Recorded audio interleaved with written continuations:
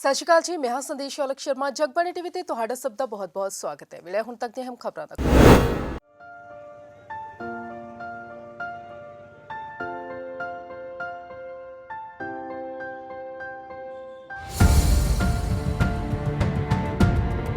ਚੰਡੀਗੜ੍ਹ ਦੇ ward number 10 ਦੇ ਵਿੱਚ ਕਈ ਸਮੱਸਿਆਵਾਂ ਨੂੰ ਲੈ ਕੇ ਏਰੀਆ ਕਾਉਂਸਲਰ ਹਰਪ੍ਰੀਤ ਕੌਰ ਬੱਬਲਾ ਤੇ ਉਹਨਾਂ ਦੇ ਪਤੀ ਤੇ ਭਾਜਪਾ ਦੇ ਨੇਤਾ ਦਵਿੰਦਰ ਕੌਰ ਬੱਬਲਾ ਨੇ ਏਰੀਆ ਦੇ ਲੋਕਾਂ ਨਾਲ ਬੈਠਕ ਕੀਤੀ ਤੇ ਬੈਠਕ ਦੇ ਸੰਬੰਧ ਦੇ ਵਿੱਚ ਉਹਨਾਂ ਨੇ ਜਾਣਕਾਰੀ ਦਿੰਦੇ ਹੋਏ ਕਿਹਾ ਕਿ ਉਹਨਾਂ ਨੇ ਇਹਦੇ ਵਿੱਚ ਲੋਕਾਂ ਦੀਆਂ ਸਮੱਸਿਆਵਾਂ ਸੁਣੀਆਂ ਤੇ ਜਿਸ ਦੇ ਵਿੱਚ ਲੋਕਾਂ ਦੀਆਂ ਮੁੱਖ ਮੰਗ ਸੈਕਟਰ ਦੇ ਵਿੱਚ ਈ ਸੰਪਰਕ ਸੈਂਟਰ ਖੋਲ੍ਹਣ ਦੀ ਕੀਤੀ ਗਈ। ਇਸ ਤੋਂ ਇਲਾਵਾ ਜੋ ਕਮਿਊਨਿਟੀ ਸੈਂਟਰ ਕਾਫੀ ਛੋਟੇ ਹਨ ਉਹਨਾਂ ਨੂੰ ਵੱਡੇ ਕੀਤੇ ਜਾਣ ਦੀ ਵੀ ਗੱਲ ਕਹੀ ਤਾਂ ਜੇ 500 ਤੇ 800 ਲੋਕਾਂ ਦੀ ਉੱਥੇ ਗੈਦਰਿੰਗ ਹੋ ਸਕੇ।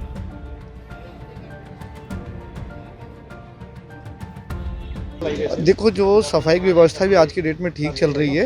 तो सीवरेज जो थी, पुरानी सीवरेज थी, वो ब्लॉक हो जाती थी। उसकी जगह आज की डेट में कॉलोनी में नई सीवरेज डल रही है।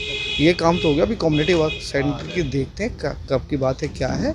कम्युनिटी सेंटर बहुत छोटा है। एक कम्युनिटी सेंटर होना चाहिए इसमें 29 सेक्टर में, और एक संपर्क सेंटर 29 सेक्टर में होना चाहिए, क्योंकि सारे लोगों की ये पॉपुलेशन बहुत ज़्यादा है।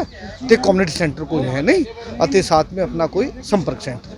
ਅਸੀਂ ਕਾਫੀ ਟਾਈਮ ਤੋਂ ਇਸ ਤਰ੍ਹਾਂ ਹੈਗੇ ਸੀ ਕਿ ਇੱਥੇ 29 ਸੈਕਟਰ ਸਾਡੇ ਈ ਸੰਪਰਕ ਸੈਂਟਰ ਬਣੇ ਤੇ ਹੁਣ ਬੱਬਲਾ ਜੀ ਨੇ ਆਸ਼ਵਾਸਨ ਦਿੱਤਾ ਕਿ ਅਸੀਂ ਇਸ ਵਾਸਤੇ ਜਗ੍ਹਾ ਲੱਭ ਰਹੇ ਹਾਂ। ਜਿਸ ਤਰ੍ਹਾਂ ਜਗ੍ਹਾ ਮਿਲ ਜਾਏਗੀ ਕਹਿੰਦੇ ਅਸੀਂ ਬਣਾ ਦਾਂਗੇ।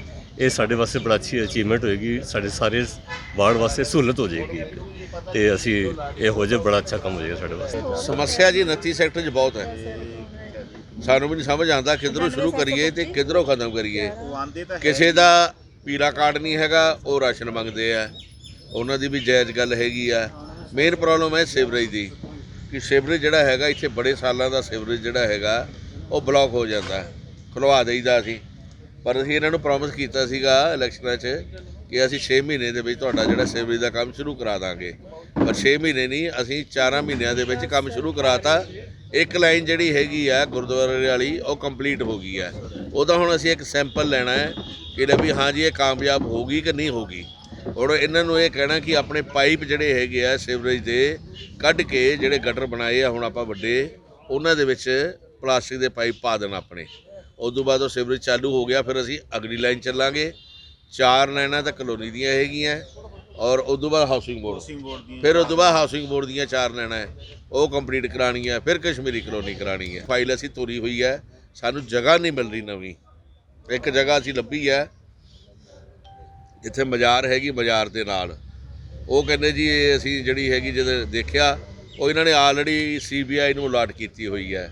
ਦੂਜੀ ਸਾਈਡ ਦੇਖੀ ਅਸੀਂ ਜਿਹੜੀ ਟ੍ਰੈਫਿਕ ਲਾਈਨ ਦੇ ਸਾਹਮਣੇ ਹੈਗੀ ਆ, ਉਹ ਹੁਣ ਬੰਦਾ ਉਹਨਾਂ ਦਾ JE ਜਿਹੜਾ ਹੈਗਾ ਉਹ ਆਪਣਾ ਸਰਵੇ ਕਰ ਗਿਆ। ਸੋਮਵਾਰ ਨੂੰ ਮੈਂ ਉਹਨੂੰ ਪੁੱਛਣਾ ਕੀ ਰਿਪੋਰਟ ਭੇਜੀ ਹੈ। ਇਸ ਨਾਲ ਅਸੀਂ ਸੋਚਿਆ ਹੈ ਕਿ ਇਸ ਨੂੰ ਅਸੀਂ ਇੱਥੇ ਈ ਸੰਪਰਕ ਤੇ ਜਾਂ ਅਸੀਂ ਇੱਕ ਆਪਣਾ ਇੱਥੇ ਡਿਸਪੈਂਸਰੀ ਬਣਾਵਾਂਗੇ, ਨਹੀਂ ਤਾਂ ਇੱਕ ਲੇਡੀਜ਼ ਦਾ ਇੱਥੇ ਟ੍ਰੇਨਿੰਗ ਸੈਂਟਰ, ਜਿਵੇਂ ਸਿਲਾਈ ਦਾ ਹੋ ਗਿਆ, ਕੰਪਿਊਟਰ ਦਾ ਹੋ ਗਿਆ, ਕੁਝ ਇਹੋ ਜਿਹੀ ਚੀਜ਼ ਖੋਲ੍ਹ ਦਾਂਗੇ। ਦੱਸ ਦਈਏ ਕਿ ਚੰਡੀਗੜ੍ਹ ਦੇ ਵਾਰਡ ਨੰਬਰ 10 ਦੇ ਏਰੀਆ ਕਾਉਂਸਲਰ ਹਰਪ੍ਰੀਤ ਕੌਰ ਬੱਬਲਾ ਵੱਲੋਂ ਜਿੱਥੇ ਆਪਣੇ ਏਰੀਆ ਦੇ ਲੋਕਾਂ ਦੀਆਂ ਸਮੱਸਿਆਵਾਂ ਸੁਣੀਆਂ ਗਈਆਂ ਤੇ ਇਸੇ ਦਰਮਿਆਨ ਭਾਜਪਾ ਦੇ ਨੇਤਾ ਦਵਿੰਦਰ ਬੱਬਲਾ ਵੀ ਇੱਥੇ ਮੌਜੂਦ ਸੀ, ਜਿਨ੍ਹਾਂ ਨੇ ਕਿਹਾ ਕਿ ਜਲਦੀ ਨਿਗਮ ਦੇ ਸਾਹਮਣੇ ਇਹ ਗੱਲ ਰੱਖੀ ਜਾਏਗੀ ਤੇ ਲੋਕਾਂ ਦੀਆਂ ਸਮੱਸਿਆਵਾਂ ਦਾ ਹੱਲ ਕੱਢਿਆ ਜਾਏਗਾ। जगबाणी टीवी ਲਈ चंडीगढ़ तो भगवत सिंह की रिपोर्ट। इस प्रकार आप सब जानते हैं कि कितने दिनों से कमर तोड़ महंगाई जो है वो हम लोगों के ऊपर लाद दी गई। चाहे वो खाद्य पदार्थों की बात हो, चाहे पेट्रोल डीजल की बात हो, चाहे बच्चों के स्कूल की किताबों की या ड्रेस की बात हो, वस्त्रों की बात हो, ये जो चीज़ें हैं ये कब तक चलेंगी। बढ़ता हुआ रोज़ का cylinder, CNG gas, LPG gas, कब तक हम ये बोझ के तले दबते जाएंगे और हमारी कमर टूटती जाएगी। कुछ सवाल मैं अपनी सांसद श्रीमती किरण खेर जी से करना चाहती हूँ। किरण खेर मैम, आप जब कोविड में लुप्त हो गई थी तो आपको हमने दूरबीन के माध्यम से खोजा और आप शाम के वक्त ही प्रस्तुत हो गई, ये कहते हुए कि आपकी सेहत ठीक नहीं है। लेकिन आज मुझे समझ नहीं आ रही, जब इतनी कमर तोड़ महंगाई इस BJP शासित सरकार ने कर दी है, आम आदमी का जीना बेहाल हो चुका है, तो आपको आज क्या मैं माइक्रोस्कोप लेके ढूंढूं? कहाँ हो आप? आपसे मैं प्रश्न करना चाहती हूँ मैडम। आपकी जनता, चंडीगढ़ के नागरिक आपसे पूछना चाहते हैं कि इस महिला होने के नाते आपने महंगाई के विरोध में क्या कहा? क्या आप जनता के साथ कंधे से कंधा मिला के खड़ी है ना? जो डॉक्टर साहब मनमोहन सिंह को भेज रही थी चूड़ियाँ, आज क्या उसके चूड़ियों वाले हाथ टूट गए?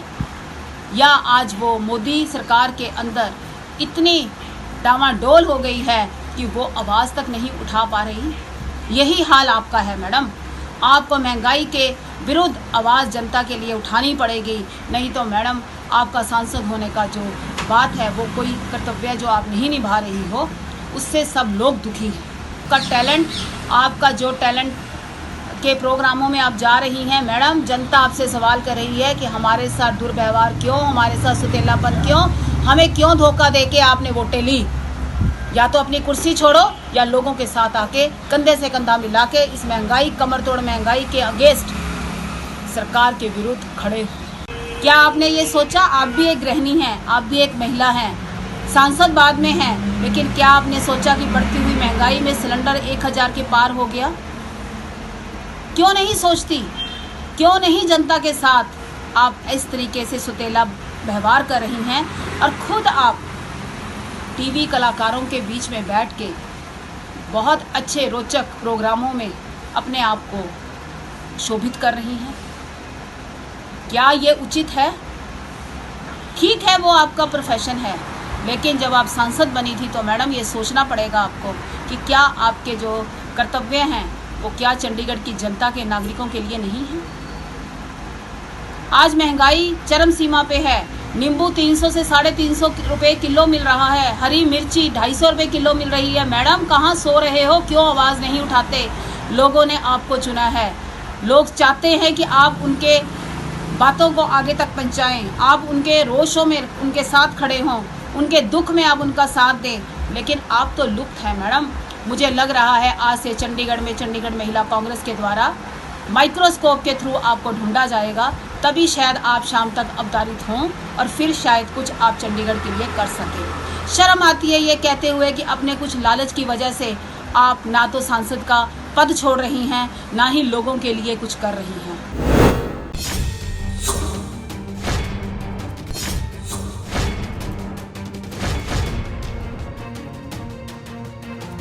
ਚੰਡੀਗੜ੍ਹ ਥਾਣਾ ਆਈਟੀ ਪਾਰਕ ਥਾਣਾ ਖੇਤਰ ਵਿੱਚ ਲੱਗਣ ਵਾਲੀ ਸ਼ਾਸਤਰੀ ਨਗਰ ਲਾਈਟ ਪੁਆਇੰਟ ਉੱਤੇ ਦੇਰ ਰਾਤ ਇੱਕ ਦਰਦਨਾਕ ਹਾਦਸਾ ਦੇਖਣ ਨੂੰ ਮਿਲਿਆ।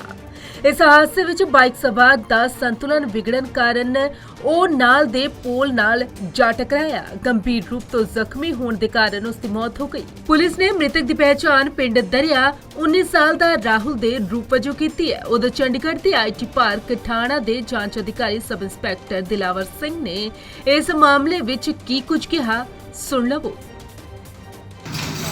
इसमें हमें ये पता लगा है कि एक लड़का चंडीगढ़ से दड़ुआ का रहने वाला है, जिसका नाम राहुल है जी, अपनी मोटरसाइकिल को खुद चला के और वो अपने घर को दड़ुआ की तरफ जा रहा था।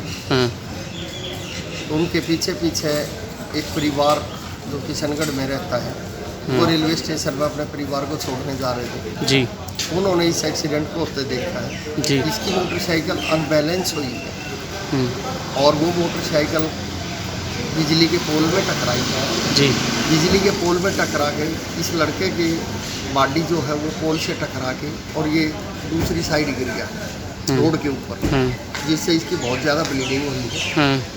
और जैसे ही PCR द्वारा ये कॉल आई है तो तुरंत इसको हॉस्पिटल लेके आए। इस लड़के ने हेलमेट लगा रखा था अपना, मगर फिर भी वो जो आई विटनेस है इनके पीछे चल रहा था, उन्होंने बताया कि मोटरसाइकिल की स्पीड थोड़ी तेज़ थी, इस कारण से इसका अनबैलेंस होकर मोटरसाइकिल गिरी गई। इसमें इसको हॉस्पिटल लेकर आया गया तो ये ब्रॉड डेड आया है। सर अब पता चला है मृतक की पहचान कहाँ से? मृतक की पहचान उसके परिवार वाले आ गए हैं। हाँ जी, उसके परिवार के भी हैं, उसका सगा भाई भी पहुंच चुका है यहाँ। कितनी उम्र थी सर, कहाँ रहता था?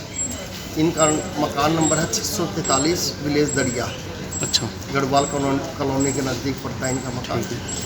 मौके पर सर ब्रॉड डेड हो गए?